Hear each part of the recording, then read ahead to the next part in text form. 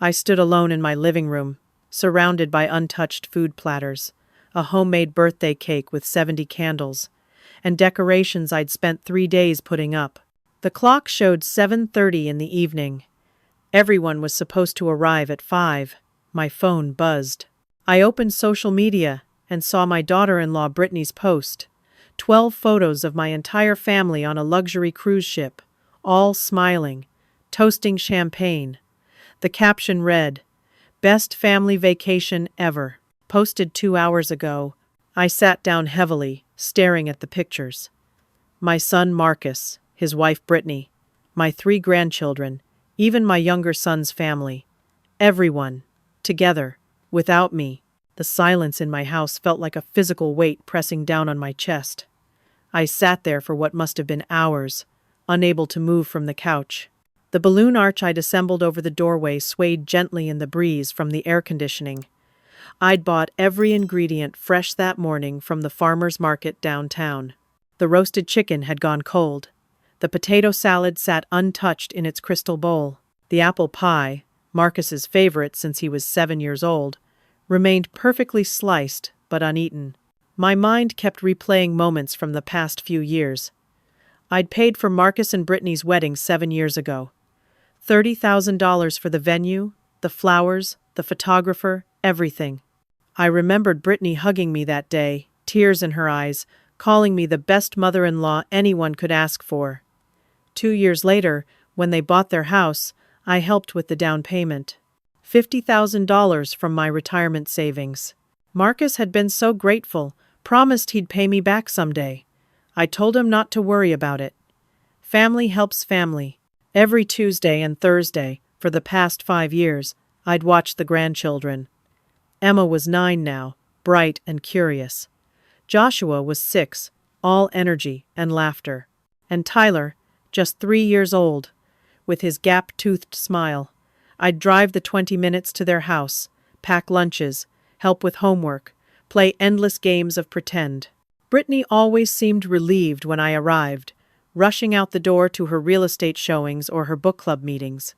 But over the past 2 years, things had shifted. Small comments here and there. Last Christmas, when I'd arrived with presents for everyone, Brittany had pulled me aside in the kitchen. "Maybe you should spend the holidays alone this year. Give us some space," she'd said, laughing as if it were a joke. I'd laughed too, uncomfortable, unsure how to respond. Looking back now, maybe it hadn't been a joke at all. I finally stood up, my knees stiff from sitting so long. I began cleaning up the party that never was, wrapping the food in plastic containers, blowing out the candles I'd never lit, taking down the streamers. Each task felt mechanical, automatic. I refused to cry. I refused to call them and beg for an explanation. If my own family could do this to me, I wouldn't give them the satisfaction of seeing me broken. The next morning, I woke early despite barely sleeping. My body ached from yesterday's hurt, but I forced myself out of bed. I went through my usual routine: coffee, the newspaper, a walk around the neighborhood. When I returned, I checked my mailbox and found a large manila envelope from DNA Testing Solutions. I stared at it, confused. I hadn't ordered any DNA test. I carried it inside and sat at my kitchen table, carefully opening the seal. Inside were official-looking documents with charts and percentages and technical language. Then I remembered. Last Christmas, 8 months ago, I'd given all 3 grandchildren DNA ancestry kits. They'd been on sale at the drugstore, and I thought it would be fun for the kids to learn about their heritage. We'd sent the samples in together, the children excited to swab their cheeks and seal the tubes. Emma had asked if she might be part princess. Joshua hoped he'd be descended from pirates. The results showed Emma's genetic markers clearly matched my family lineage and Marcus's. The same with Joshua. But Tyler's results were different. The technical language was confusing at first, but as I read through the explanation section, the meaning became crystal clear. Tyler showed no genetic markers connecting him to my family. None. The report stated plainly, "This child cannot be a biological descendant of the maternal grandmother who submitted the sample." My hands started shaking. I read the results 3 times, then a fourth, hoping I'd misunderstood. But the science was straightforward. Tyler wasn't Marcus's son. I thought back to 3 years ago, when Brittany was pregnant with Tyler. Marcus had been working overtime constantly, pulling double shifts at his accounting firm. He'd mentioned more than once how he barely saw Brittany during those months. She'd joined a book club that met twice a week. She'd been taking evening classes, or so she said. I remembered thinking how ambitious she was, how driven. Now those memories took on a different shade. And Tyler himself. I'd never said anything, never even let myself think it fully, but he didn't look like Marcus, or like Brittany, really. He had different coloring, different features. I'd assumed he took after Brittany's side of the family, relatives I'd never met. People always said babies look different as they grow. I'd dismissed my own observations as silly. But this explained everything. Brittany's coldness had started right around the time Tyler was born. The way she'd slowly pushed me away from the family. The comments about me being too involved, too present. She'd been afraid. Afraid I'd notice. Afraid I'd figure it out. I picked up my phone and called Marcus. It went straight to voicemail. Right. He was still on the cruise, somewhere in the Caribbean, not due back for 4 more days. I left a message, trying to keep my voice steady. Marcus, honey, this is important. I need to talk to you the moment you get home. It's about the kids. Call me as soon as you dock. I hung up and immediately took photos of every page of the DNA results with my phone. Then I locked the original documents in the drawer of my bedroom dresser, the one with the key I kept on my key ring. This was proof. This was the truth Marcus needed to know. His wife had betrayed him in the worst possible way, and then she'd orchestrated my isolation to keep her secret safe. I spent the rest of the day in a fog, moving through my house without purpose. Part of me wanted to drive to the port, wait for their ship to return, confront them immediately. But another part of me, the part that had raised 2 sons and survived 60 years of life's complications, knew I needed to be smart about this. Marcus deserved to hear this from me, calmly and privately, not in some public scene at a cruise terminal. That night, I barely slept again. I kept seeing Tyler's face, his innocent smile. That poor child had no idea he was the center of such deception. And Marcus, my firstborn, who'd worked so hard to build a good life, who loved his children more than anything, this would destroy him. 3 days crawled by like 3 years. I jumped every time my phone rang, hoping it was Marcus. But it was always someone else. A telemarketer, my neighbor asking about borrowing a ladder, the dentist's office confirming my next appointment. By the 3rd day, I was pacing my house, rehearsing what I'd say to Marcus, when he finally called back. Then, on the 4th day, my phone rang. But it wasn't Marcus, it was Brittany. Aiden, we need to talk about your behavior, she said without preamble. Her voice was cold, controlled. No hello, no how are you. My behavior? I gripped the phone tighter. Brittany, I need to speak with Marcus. It's urgent. You called him with some story about the kids. What are you trying to do? Manipulate him? Create drama? This isn't drama, I said, trying to stay calm. This is serious. I have information Marcus needs to know. You're becoming a problem. Her voice turned icy. Do you know how much the kids talked about finally having a vacation without you constantly hovering? Marcus said it was the most relaxed he's been in years. The words hit me like a slap. That's not true. I've only ever tried to help your family. Help? Brittany laughed, but there was no humor in it. You're suffocating us. You're always calling, always wanting to visit, always guilt-tripping us. Marcus and I have been talking. We think you need professional help. This obsession with our family isn't healthy. I heard water running in the background, then Marcus's voice. Who are you talking to? Your mother, Brittany said, her tone changing instantly to something sweeter. She's upset we didn't invite her on the cruise.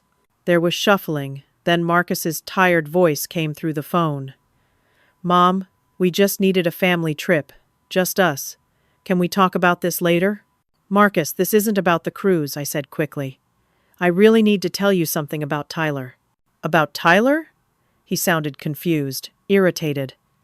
Mom, what are you talking about? Brittany's voice in the background, loud enough for me to hear clearly. She's been obsessing about Tyler for months.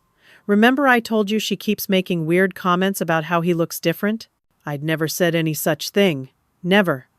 But Brittany was lying, creating a narrative. Mom, I don't know what's going on with you lately, Marcus said, but we just got home. The kids are tired. I'm tired.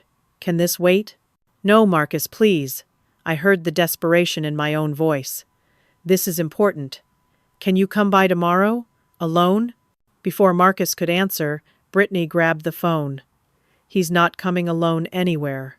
If you have something to say it to both of us, or don't say it at all. The line went dead. I stood there, phone still pressed to my ear, listening to the dial tone. Brittany had just blocked my access to my own son. She'd heard my message about the kids, about Tyler, and she'd panicked.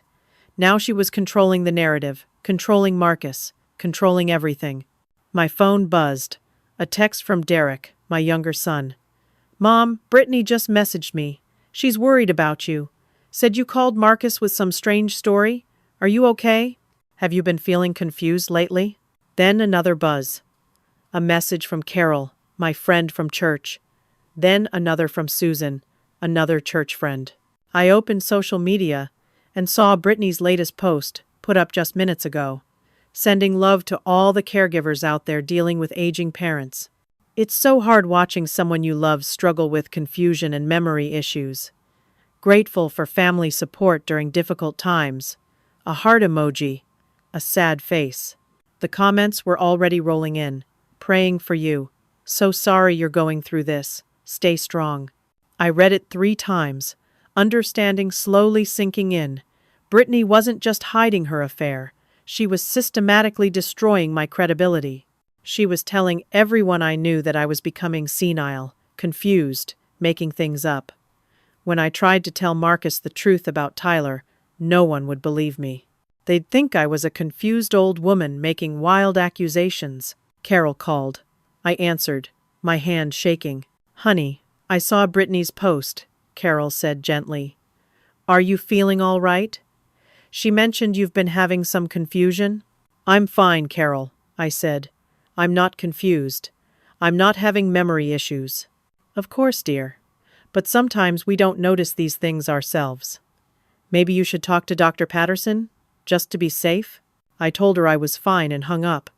Then I sat down heavily on my couch, the same couch where I'd sat alone 4 days ago on my 70th birthday. Brittany had struck first. She'd heard my message, realized I knew something, and launched a preemptive attack. She was smarter than I'd given her credit for. And now, when I tried to tell Marcus the truth, it would sound exactly like what Brittany was saying. The confused ramblings of an aging woman losing her grip on reality. I looked at the DNA results, still locked in my bedroom drawer. I had proof. Scientific proof. But would it be enough? Brittany had just poisoned the well. She'd made sure that anything I said would be filtered through the lens of mental decline. I realized I was in a fight. A real fight. And Brittany had just won the first round. 2 days after Brittany's phone ambush, I received a text from Marcus. Mom, can you come to our house tomorrow at 2 p.m.? Brittany and I want to talk. I arrived at their house the next afternoon with the DNA results in my purse, my heart pounding. When Marcus opened the door, my stomach dropped. Standing behind him in the living room were not just Marcus and Brittany, but also Derek and his wife Amanda. 4 against 1. This wasn't a conversation. It was an intervention. Mom, come sit down, Marcus said gently, leading me to the couch.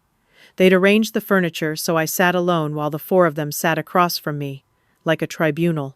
What's going on? I asked, though I already knew. Marcus started, his voice careful, measured. Mom, we're worried about you. Marcus, I'm fine, I said. I just need to show you something important. I reached for my purse. Brittany interrupted. Aiden, several people have mentioned you've been acting strangely, making accusations. forgetting conversations. I haven't forgotten anything, I said firmly. I have proof of something you all need to see. Derek leaned forward. Mom, just listen for a minute. We're all here because we care about you. Amanda nodded, her face sympathetic but distant. Brittany told us about the phone call, Derek continued. You said something about Tyler? Yes, I pulled out the DNA results. I did DNA tests on the kids for Christmas, remember? The ancestry kits? Marcus nodded slowly. Yeah, the kids had fun with those. I handed the papers to Marcus. Well, the results came back. And there's something you need to know. Tyler's results show he's not genetically related to our family. The room went silent. Marcus scanned the document, his brow furrowed.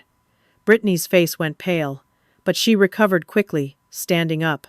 Oh my God, Brittany said, her voice rising. Is this what this is about? Some mail-order DNA test? Just read it, Marcus, I said. Tyler's results clearly show he can't be your biological son. Brittany snatched the papers from Marcus's hands. This is insane.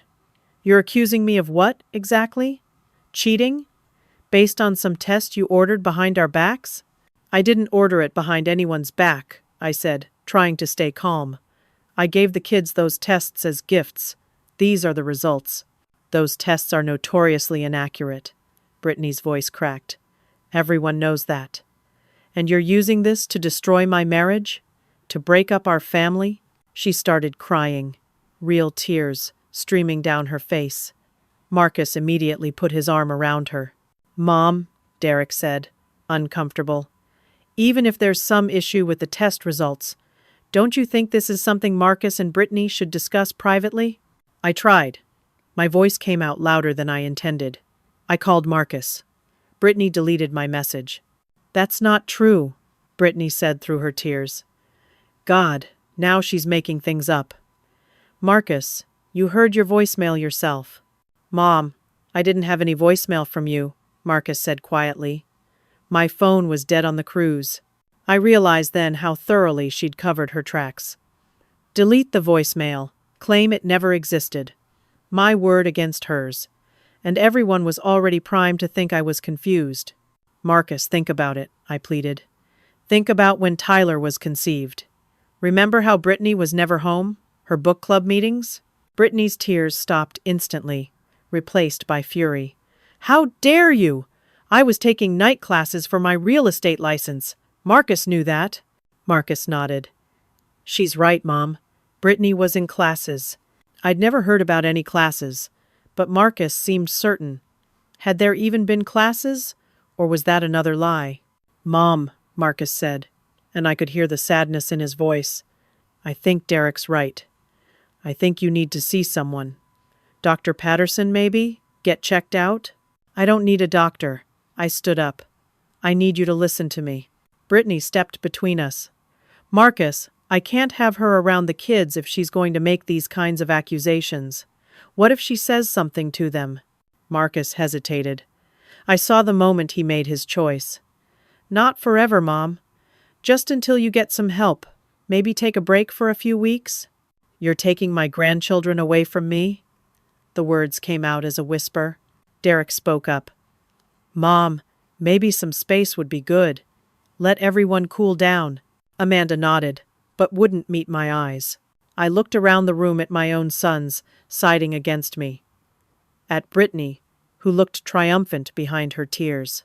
I know what I saw in those results, I said, my voice steady despite my breaking heart. And someday, Marcus, you'll know the truth too.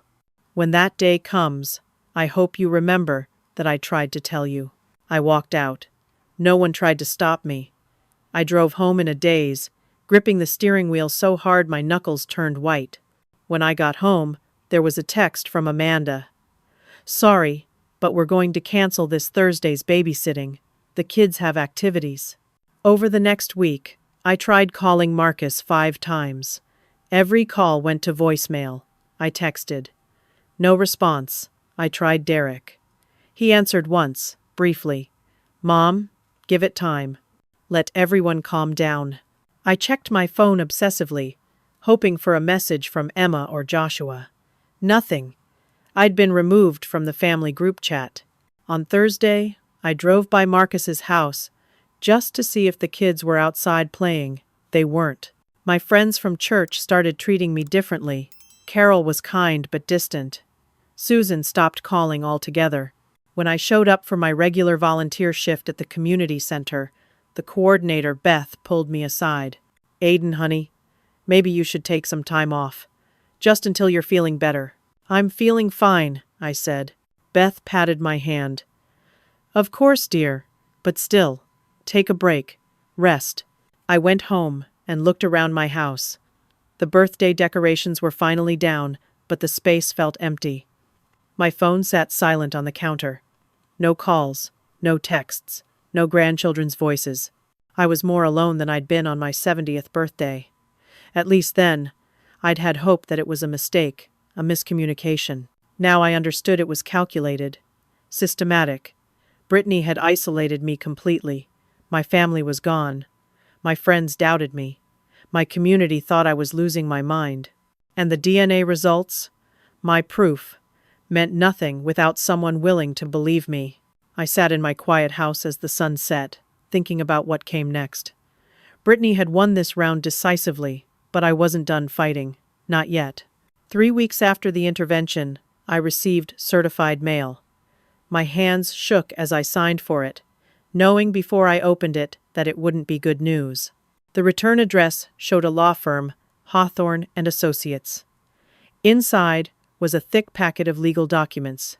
"Petition for guardianship," the header read. "Marcus Bennett and Brittany Bennett, petitioners. Aiden Reynolds, respondent." I had to sit down. My own son was petitioning to have me declared mentally incompetent. They wanted legal guardianship of my person and my estate. I read through the document, each line worse than the last. Erratic behavior. False accusations against family members. Confusion. Memory loss. Inability to care for herself. Attached were sworn statements. One from Brittany, detailing my increasingly paranoid delusions. Another from 2 women I knew from church, Linda and Grace, who claimed I'd seemed confused during recent conversations. They'd been manipulated into signing these statements. I was sure of it.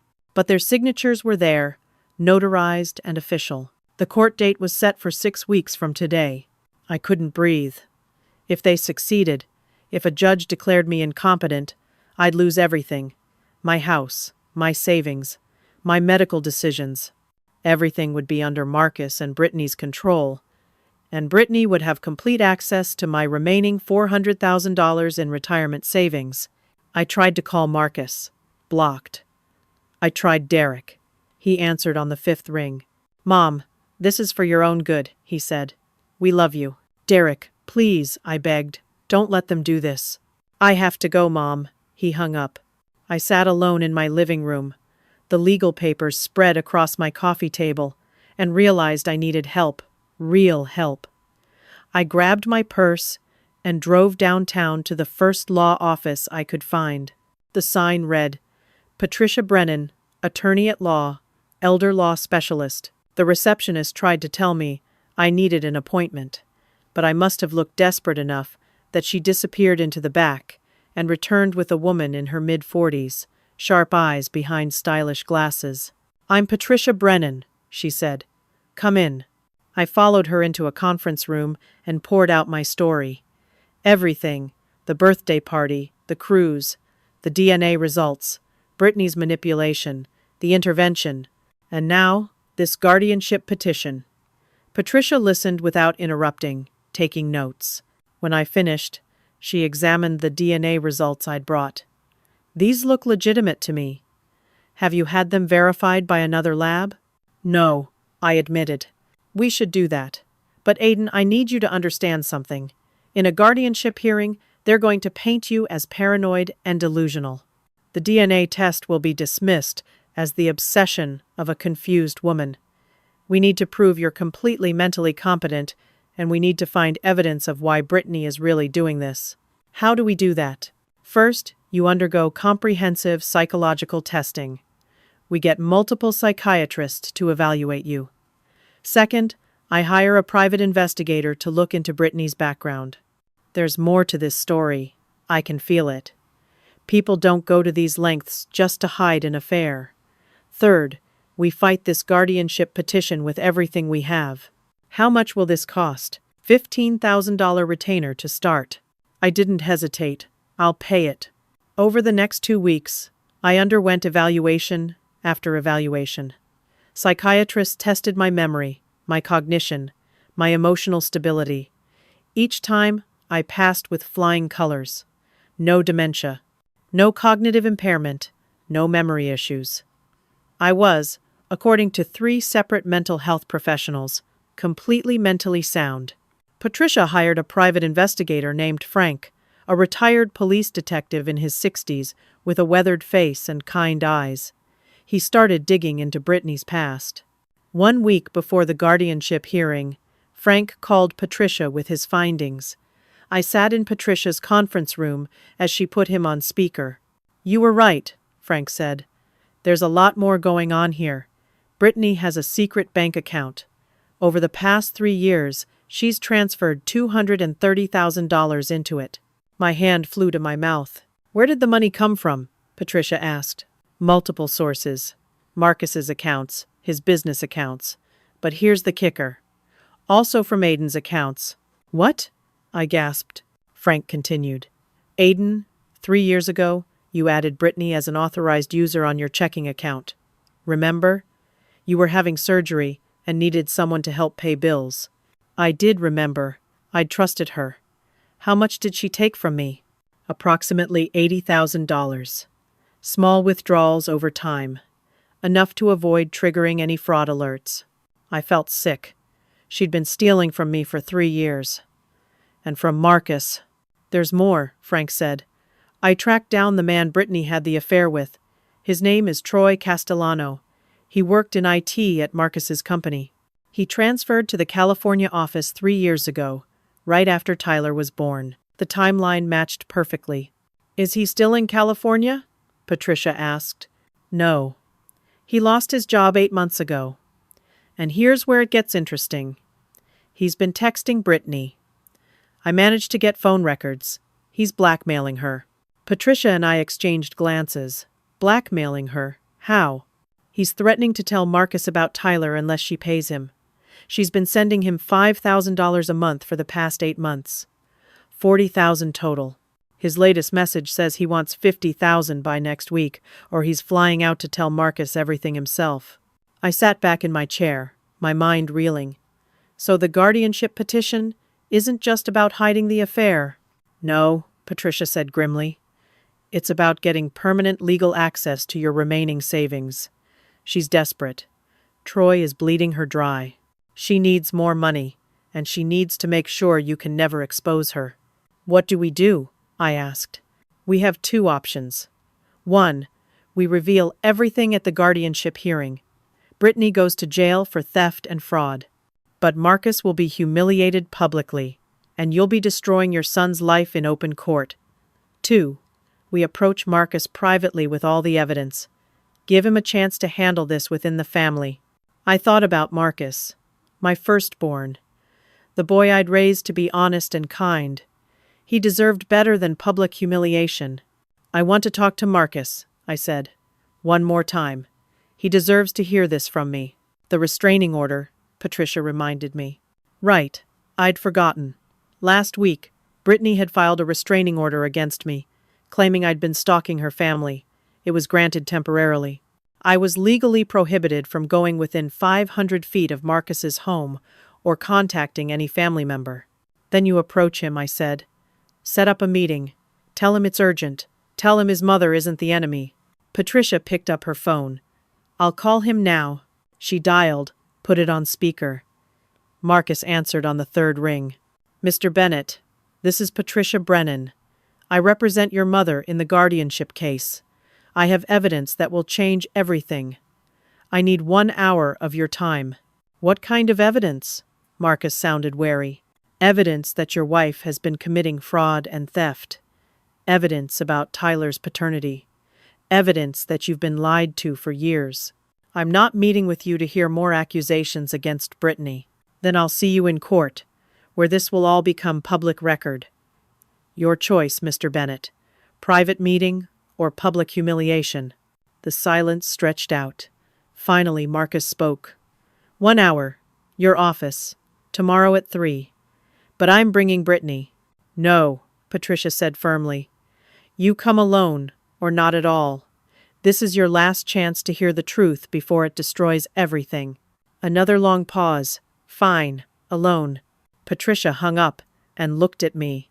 "Tomorrow, your son learns the truth. Are you ready?" I thought about everything that led to this moment. The lonely birthday, the betrayal, the isolation, the fight to prove my sanity. I'd been knocked down repeatedly, but I was still standing. "I'm ready," I said. I didn't sleep the night before the meeting. I kept thinking about what I'd say to Marcus, how I'd explain everything without breaking down. By the time Patricia called to confirm he was on his way, my hands were shaking so badly I could barely hold my coffee cup. At 2:45, I arrived at Patricia's office. She'd laid out all the evidence on her conference room table like pieces of a puzzle, bank statements showing the transfers. The DNA test results, now verified by 2 additional independent laboratories. Text messages between Brittany and Troy, printed out and highlighted. Employment records showing Troy worked at Marcus's company. The timeline of Tyler's conception. Proof of embezzlement. At 2:50, Marcus walked in. He looked older than the last time I'd seen him, like he'd aged years in the few weeks since the intervention. There were dark circles under his eyes. His usually pressed shirt was wrinkled. Patricia greeted him at the door. "Thank you for coming. Your mother is here. Before you see her, I need to show you something." Marcus looked like he wanted to argue, but something in Patricia's tone stopped him. "Fine. Show me." Patricia gestured to the conference table. "Just look. Don't say anything. Just look." Marcus approached the table slowly. I watched from the doorway as he picked up the first document, a bank statement. His face was skeptical at first, but as he read, confusion crept in. He picked up another document, then another. The DNA results. The text messages between Brittany and Troy. He spent 20 minutes going through everything, the room silent except for the rustle of papers. I watched his face change from skepticism to confusion to growing horror. When he got to the text messages, his hands started shaking. He read them once, then again.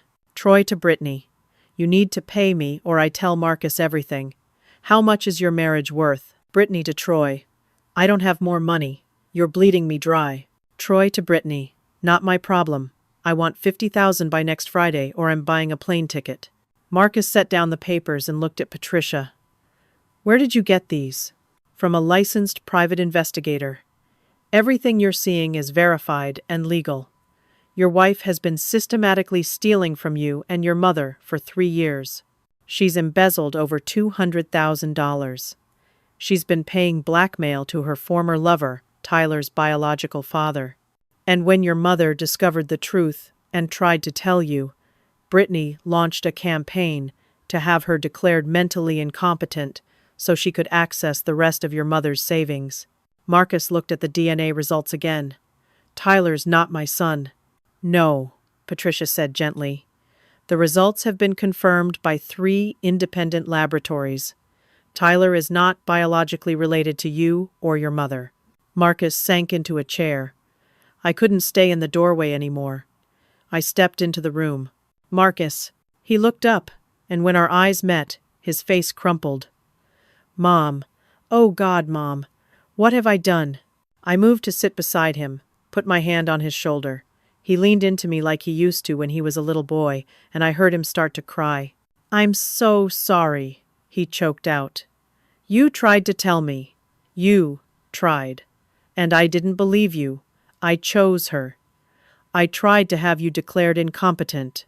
I took away your grandchildren. I blocked your calls. God, Mom, what have I done?" "You chose your wife," I said quietly. "That's what you're supposed to do. I don't blame you for that. What do I do now? He looked at me with so much pain in his eyes. Patricia spoke up. First, you withdraw the guardianship petition. Today, I have the paperwork ready. Second, you get yourself a lawyer. You need a divorce attorney and a criminal attorney. Third, you go home and secure your finances before Brittany can drain any more accounts. Marcus nodded, wiping his eyes. Okay. He signed the withdrawal papers. Patricia filed them electronically while we waited. Within an hour, the guardianship case was dismissed. The restraining order was lifted. One more thing, Patricia said. We need to act fast. Once Brittany realizes you know, she might run. Troy's deadline is in 3 days. She's desperate and dangerous. Marcus stood up. I need to go home. I'm coming with you, I said. He didn't argue. We drove to his house in separate cars. It was 5:30 in the afternoon when we arrived. A babysitter was in the living room with Emma and Joshua. They ran to me when I walked in, and I hugged them both tight, tears streaming down my face. Grandma, Emma cried. Where have you been? We missed you. Where's your mother? Marcus asked the babysitter, a teenager from down the street. She left about an hour ago. Said she had errands. Should be back by 6. Marcus went upstairs to their bedroom. I heard him opening drawers, closet doors. When he came back down, his face was pale. Her clothes are gone. Jewelry. Important documents. Everything. He ran to his office, checked the computer. She's cleaned out the bank accounts. This morning, 60,000 from checking. The savings account is empty. He tried to call her. No answer. He checked her location on their family tracking app. It was turned off. Where are the kids? Marcus asked suddenly, looking around frantically. Emma and Joshua are right here, I said, pointing to where they were watching TV. Where's Tyler? The babysitter spoke up. Oh, Mrs. Bennett took Tyler with her. Said he had a doctor's appointment. Marcus's face went white. He grabbed his phone and called 911. My wife has taken my son and fled with stolen money, he said into the phone. I need to report a theft and a possible custodial interference. 2 police officers arrived within 15 minutes. Marcus explained the situation, showed them the bank statements Patricia had given him. The officers took down all the information and put out an alert for Brittany's car. 2 hours later, we got the call. Police had stopped Brittany at a highway checkpoint near the state border, heading north. She'd been taken into custody. Tyler was safe. They were bringing her back to the local station. Marcus and I drove to the police station. Through a window in the hallway, I saw Brittany sitting in an interrogation room. She looked trapped, scared. Nothing like the confident woman who'd been manipulating us all these months. An officer approached Marcus. She's asking to see you. Says there's been a misunderstanding. I don't want to see her, Marcus said. We need your statement anyway. Come with me. I waited outside while Marcus went into the interrogation room. Through the 2-way glass, I watched him face the woman who'd destroyed his life. Brittany stood up immediately. Marcus, thank God. This is all a mistake. Your mother has been poisoning you against me. I've seen the bank statements, Marcus said, his voice cold. I've seen the DNA tests. I've seen the text messages with Troy. Brittany's face went white. She tried tears next. I can explain everything. I made mistakes. I was confused. Troy meant nothing. I love you. I love our family. Tyler isn't our family, Marcus said. He's your son and Troy's. And you were willing to let me raise him as mine while you bled us dry. He's still your son in every way that matters. You've raised him for 3 years, built on a lie. Everything was a lie. Why did you try to run? I was scared. Troy was threatening me. I didn't know what to do. So you stole more money and ran? Where were you going? I just needed time to think. With Tyler and all our money? Marcus shook his head. You weren't coming back. Brittany broke down. He's not your son, okay? Are you happy? Tyler is Troy's. I made a mistake, but I chose you. I chose our life together. You chose my money. You chose my mother's money. You didn't choose me. You trapped me. Marcus stood up. I'm pressing charges. Theft, fraud, embezzlement, everything. Brittany screamed. You'll regret this. I'll take you for everything in the divorce. I'll make sure you never see Emma and Joshua again. Even now, Marcus said quietly. You're still threatening me. You're not sorry. You're just sorry you got caught. He walked out. When he saw me waiting, he collapsed into a chair in the hallway, his whole body shaking. I sat beside him and put my arm around his shoulders. It's over, he said. It's really over. I know it doesn't feel like it now, I told him. But you're going to be okay. How do you forgive me? For not believing you? For trying to take away your freedom? You're my son. There's nothing to forgive. You were manipulated by someone you trusted. That's not your fault. A social worker brought Tyler out. Marcus looked at the 3-year-old boy he'd raised as his own son. I saw the pain in his eyes. He loved this child, even knowing the truth. Patricia arrived at the station shortly after. I've filed the withdrawal of the guardianship petition. It's done. The restraining order is lifted. You're free, Aiden. I felt the weight of the past weeks lift off my shoulders. What happens now? Marcus asked. You go home with your kids, Patricia said. You hold them. Tomorrow, we start divorce proceedings. We work on recovering the stolen money, and you rebuild your life. Marcus nodded, exhausted. He picked up Tyler, who wrapped his little arms around his neck. Whatever else happened, that child was innocent in all this. The hard decisions about custody would come later. For now, Marcus just needed to go home. Over the following weeks, the legal machinery ground forward. Brittany was formally charged with theft, fraud, embezzlement, and attempted custodial interference. She posted bail after 3 days in jail, but the damage was done. Patricia helped Marcus find an excellent divorce lawyer, and the process began. I watched my son navigate the hardest period of his life. The nights when Emma and Joshua asked where their mother was, and he had to explain in terms they could understand. The moment he had to sit them down and tell them that Mommy had done some bad things and wouldn't be living with them anymore, Emma cried. Joshua didn't really understand. Tyler, at 3, was mostly confused about why everyone was upset. The question of Tyler haunted Marcus. He'd spent 3 years raising this boy, loving him, being his father in every way that mattered except biology. But every time he looked at Tyler now, he saw the betrayal. He saw the lie. We talked about it late one night in my kitchen, while the kids slept at his house with a babysitter. I love him, Marcus said, his voice breaking. I've changed his diapers, taught him to walk, read him bedtime stories. He calls me Daddy. How do I just stop?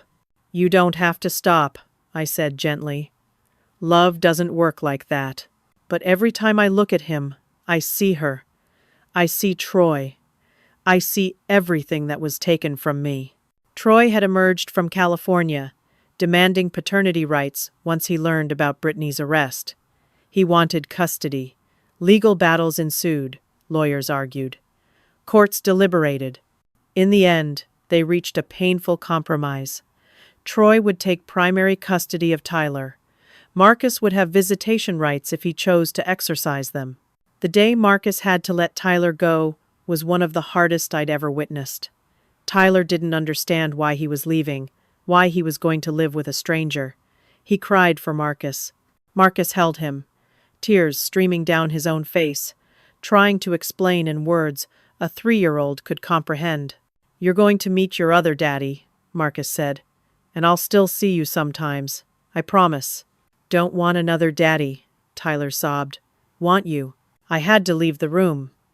The grief was too much to bear, but slowly, painfully, our family began to heal.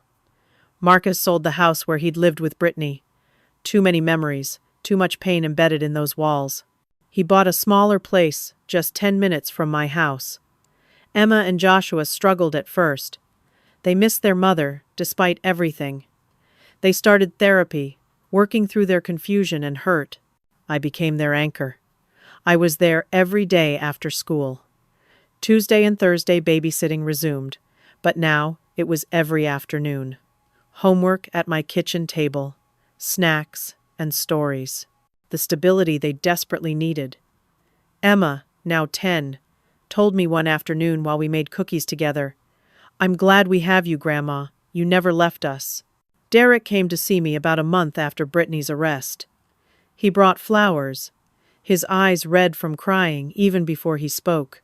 "Mom, I failed you," he said. "I should have believed you. I should have stood by you. Instead, I let Brittany convince me you were losing your mind. I almost helped them take away your freedom." I hugged him tight. "You believed what you thought was true. That's human. What matters is, you're here now. How are you so forgiving?" Because holding on to anger would poison me more than it would hurt anyone else. I choose peace. Our relationship grew stronger after that. Derek and Amanda brought their kids over more often. Family dinners at my house became a weekly tradition. We were rebuilding what Brittany had tried to destroy. The church community and my friends learned the truth as well. Once the legal case became public record, once people understood what had really happened, the apologies came flooding in. Carol cried when she came to my house. "I should have known you better," she said. "I should have trusted you. I let Brittany manipulate me into thinking you were declining. I signed that statement without really thinking about it. Can you ever forgive me?" I forgave them all. Linda and Grace from church, who'd signed the guardianship statements. Beth from the community center, who'd suggested I take time off. Every person who doubted me received my grace. What was the alternative? Holding grudges? Building walls? That would have made me as manipulative as Brittany, just in a different way. The volunteer coordinator at the community center asked me to come back. I did, but with new wisdom. I was more careful now, more discerning about who I trusted. But I wasn't bitter. 3 months after Brittany's arrest, she accepted a plea deal. 3 years in prison and full restitution. $230,000 to be paid back over time. The divorce was finalized. Marcus got full custody of Emma and Joshua. Brittany would have supervised visitation rights after her release if the children wanted to see her. I got my money back, most of it. Some had been spent and couldn't be recovered. But Patricia's firm was relentless in tracking down every penny they could find. Brittany's secret accounts were seized. Her assets liquidated. Justice, while slow, was thorough. And through it all, Marcus and I grew closer than we'd been in years.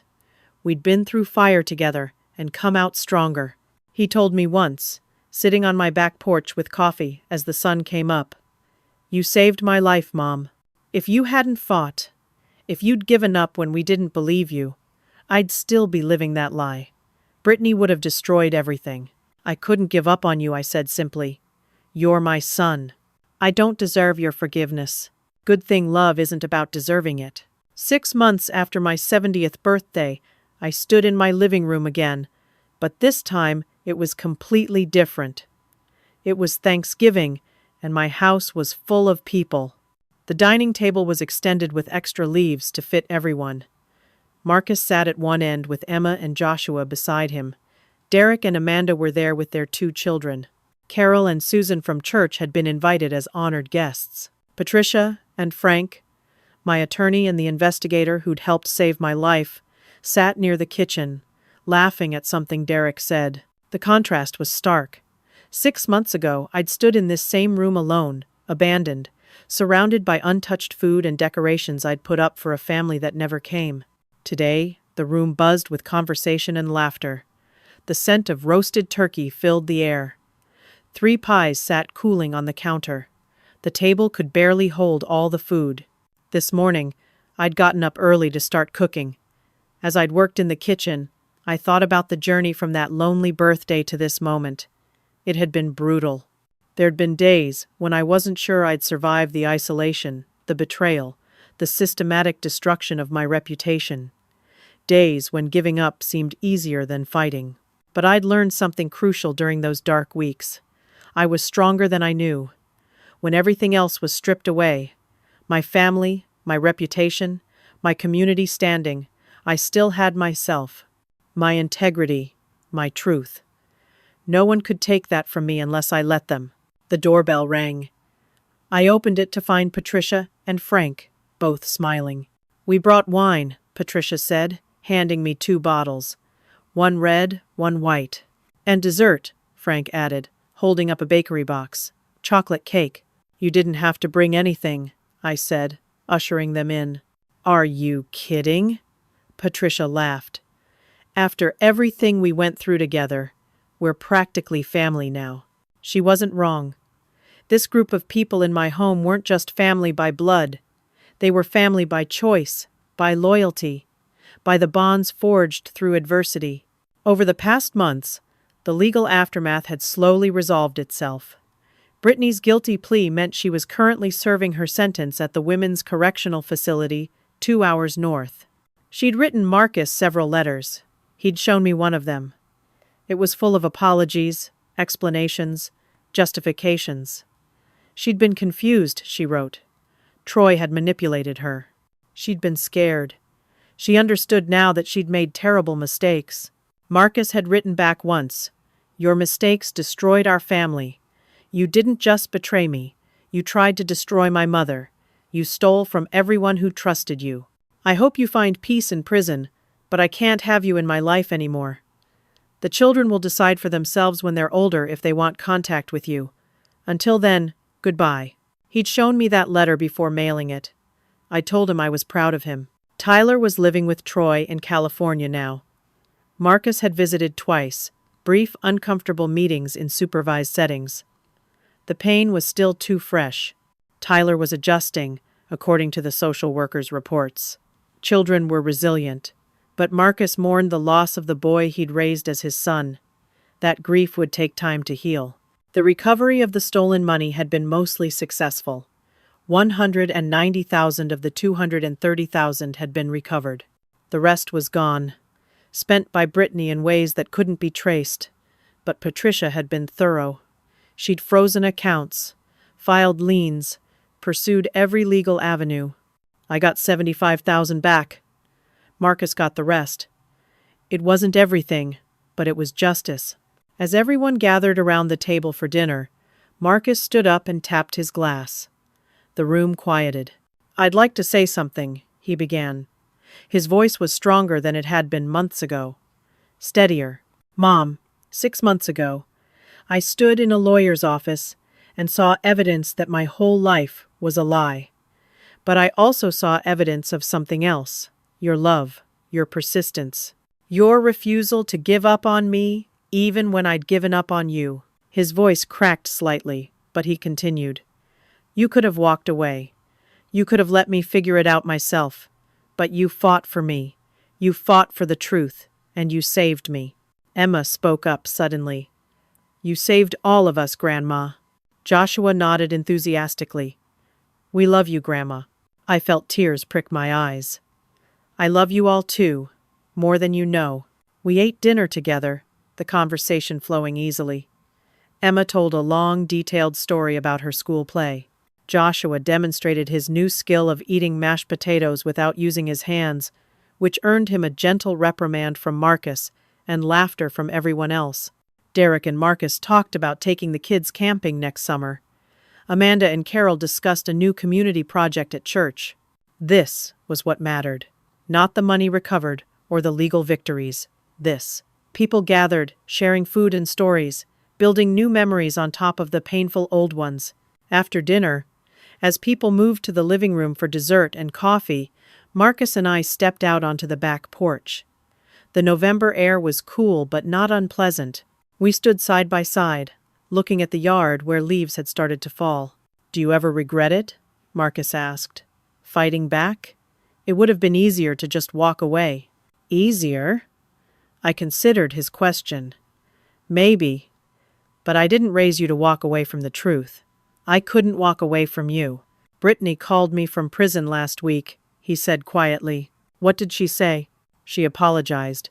Said she'd been thinking a lot. Said she understood now why I couldn't forgive her.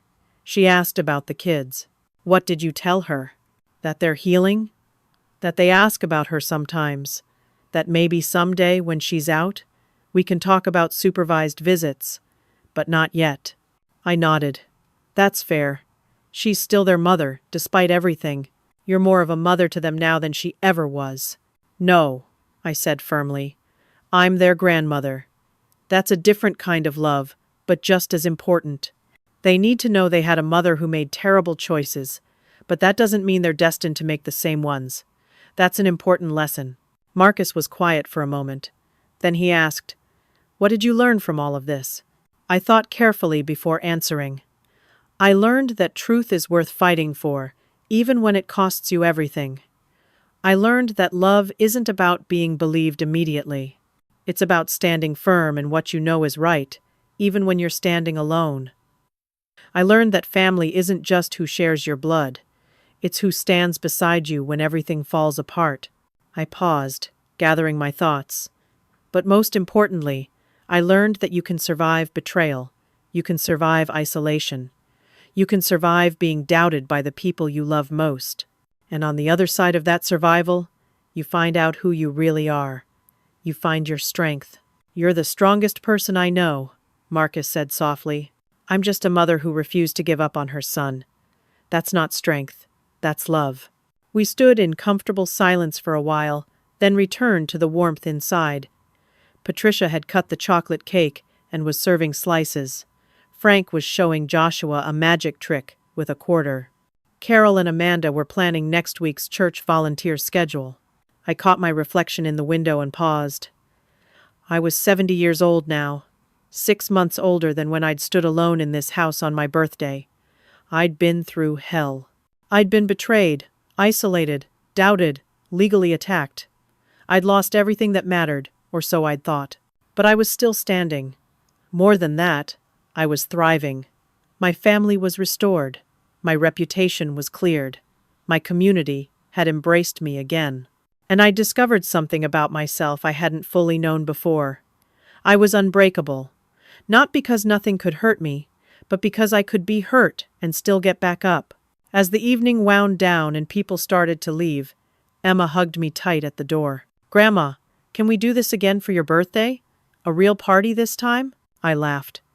"Absolutely. And everyone will come? Everyone who matters," I promised. After everyone left, I cleaned up the kitchen, washing dishes and putting away leftovers. My home was quiet again, but it was a different kind of quiet than 6 months ago. Then, the silence had been oppressive, suffocating, full of abandonment and betrayal. Now, it was peaceful, content, full of the echoes of laughter and love.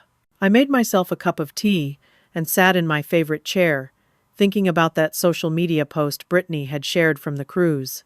"Best family vacation ever," she'd written, with all those photos of everyone together, deliberately excluding me. I smiled, remembering how much that had hurt. They could keep their cruise. They could keep that fake happiness built on lies. I had something infinitely better: the truth, my integrity, and my family restored and stronger than before. I thought about Brittany sometimes, sitting in her prison cell. I wondered if she understood yet what she'd thrown away. A good man who loved her. Beautiful children. A comfortable life. She'd traded it all for stolen money and a secret she couldn't keep. I didn't hate her anymore. I actually felt sorry for her. She'd lost everything. And unlike me, she hadn't lost it because someone betrayed her. She'd lost it because of her own choices. 3 lessons had crystallized in my mind over these months. First, sometimes the people who hurt you the most give you the greatest gift.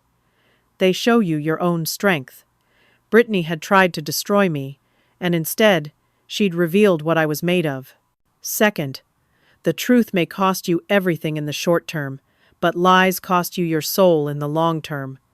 I'd paid a terrible price for standing in my truth, but I could look at myself in the mirror. Brittany couldn't say the same. Third, family is built not in the easy moments, but in the moments when you refuse to give up on each other, even when everything says you should. Marcus and I had been through fire together.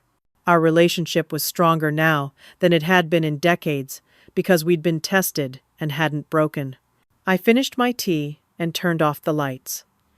Tomorrow, Emma and Joshua were coming over after school. We'd make cookies and work on a puzzle we'd started last week.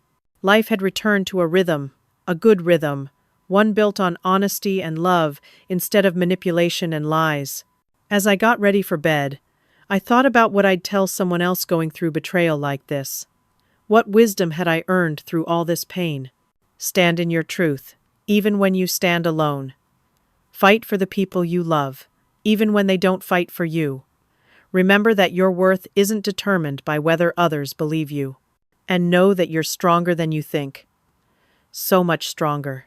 I turned off my bedroom light and lay down, more at peace than I'd been in years. Tomorrow was a new day, and I would face it the same way I'd faced everything else over these past months, with courage, dignity, and an unshakable knowledge of who I was.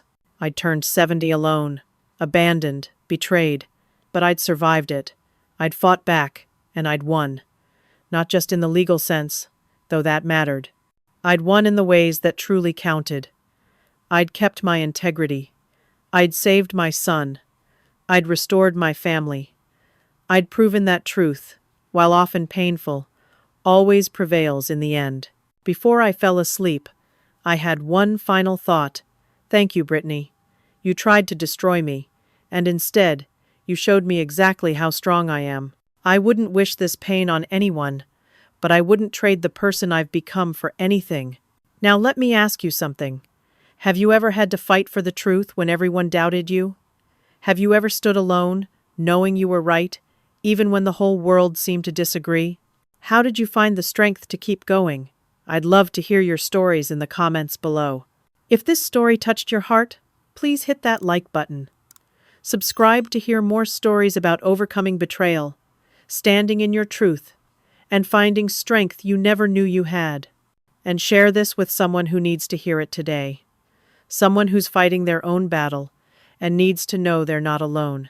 Thank you for listening to my story. May you always have the courage to stand in your truth, the strength to fight for what matters, and the wisdom to know that you're never as alone as you think you are. Take care of yourselves and remember, you're stronger than you know.